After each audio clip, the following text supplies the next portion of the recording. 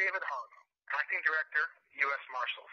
Dr. Candace Sloan, Chair of the Massachusetts Board of Registration and Medicine.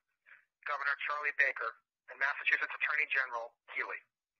When I was first arrested and remanded to the U.S. Marshals a year ago, I expected quite a journey through the federal justice system. Still, nothing could have prepared me for the actual odyssey ahead. After starting out by spending a couple weeks at FTC Miami, followed by a week at the Federal Transfer Center in Oklahoma City, my second flight on Con Air landed me at MDC Brooklyn. There, packed into a tiny holding cell, two members of rival street gangs quickly discovered each other among the rest of us dozen or so human sardines, and a brutal fistfight broke out in a tightly enclosed space. Then, after being moved to a housing unit, I found myself sleeping right next to a cell that seems perpetually cordoned off by crime scene tape. What exactly happened in there and how long ago those events transpired are sources of speculation, controversy, and gossip among federal inmates across the Northeast, the prison equivalent of campfire stories. I didn't tell my wife about the altercation nor the mystery cell at the time, as I didn't want to worry her. Though much of the facility was in an obvious state of disrepair, I wasn't at MDC Brooklyn long enough to run into the grave issues recently uncovered there by journalists. Nor did I know that late last year, a judge would refuse to order a defendant held there pending trial, but rather would summon the local U.S. attorney to answer for its squalid conditions. Instead, I boarded a bus, shackled and chained as we always are, bound for the private Donald W. Wyatt Detention Facility in Rhode Island. I would spend the next 9 months at Wyatt, where I would begin my 100-day hunger strike on behalf of abused children and victims of political prosecutions, like the late Aaron Swartz. Before I arrived, I was already aware of the ACLU's detailing of the tragic abuse and preventable death of fellow technologist and whistleblower Jason Ng at the facility. I also knew that underpaid and overworked officers had sued Wyatt over unfair employment practices. Like Ng, I had to fight much too hard to go to the hospital. And worse yet, my attorneys were told I had not requested such care, when in fact I had done so repeatedly, even on video. All of that being said, I am compelled to note that while there certainly were bad apples, the vast majority of officers and nurses at Wyatt were the most conscientious and kind that I've encountered on my journey thus far.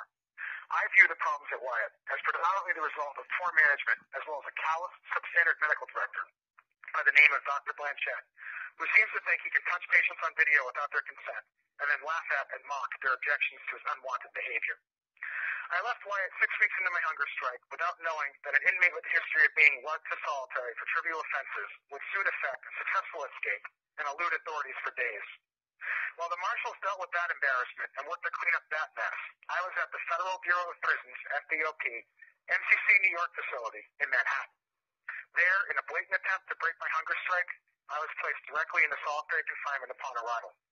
Contrary to policy, as well as in violation of my civil rights, I was never given an administrative detention hearing, periodic review, or even an administrative detention order. Still, compared to many others, I was fortunate. For example, during my 80-plus days in the hole, I encountered a mentally ill man who I was told had spent approximately the last 2 years in near total isolation, suffering silently. I reported on the inexcusable conditions at MCC New York, like freighted cells, insect as well as rodent infestations, contaminated food, and sadistic staff, multiple times.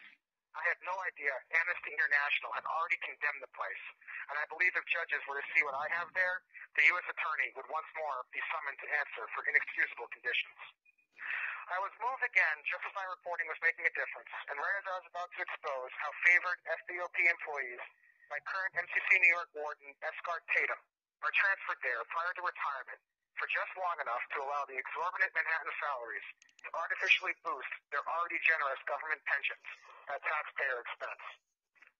So, on Saturday, February 4th, I found myself at Plymouth County Correctional Facility, lying on the floor on a thin, lumpy mattress, unable to sleep, having been placed on a completely unjustified suicide watch.